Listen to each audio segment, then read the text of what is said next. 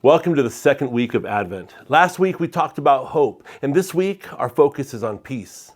In a world that often feels chaotic, crazy, and divided, peace can seem like an impossible dream. But Advent reminds us that true peace isn't found in circumstances, it's found in a person, Jesus Christ.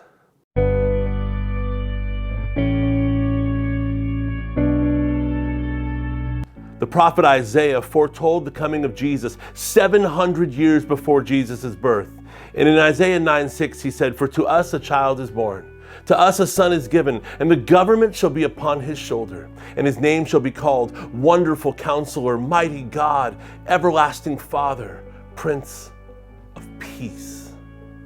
And Jesus didn't come just to bring peace. He is our peace. The Hebrew word for peace here is shalom. It's much richer, so much richer than the absence of conflict. It means like wholeness or completeness and harmony. It's about being restored to the way things were meant to be. In the New Testament, the Greek word for peace carries a similar meaning. An inner calm and rest that comes from being reconciled to God. This peace is a gift, not something we earn or manufacture on our own. It's a gift from the Almighty. And Jesus said in John 14:27, "Peace I leave with you, my peace I give you. I do not give it to you as the world gives to you. Do not let your hearts be troubled, and do not be afraid." What a promise. The peace that Jesus gives is unlike anything the world can offer. It's a peace that anchors us in the storms of our lives. But how do we experience this peace during Advent? Especially when the holiday season can feel so crazy and hectic. Well, there are three ways I want to encourage you this holiday season. First is receive God's peace. Start by surrendering your worries to Him in prayer. In Philippians 4:6 and 7, he tells us that when we present our requests to God, His peace will guard our hearts and minds.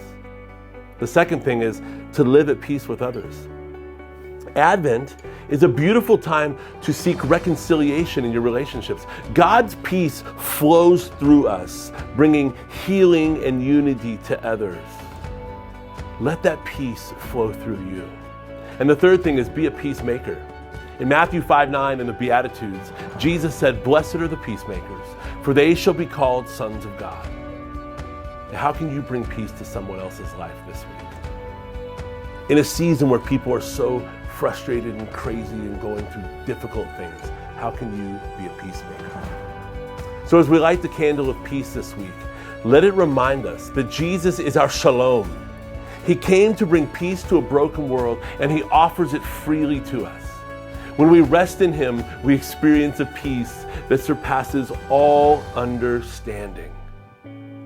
So my prayer for you this week is that you will experience the fullness of God's peace, His shalom, and that you will experience it in your heart, your home, in your relationships.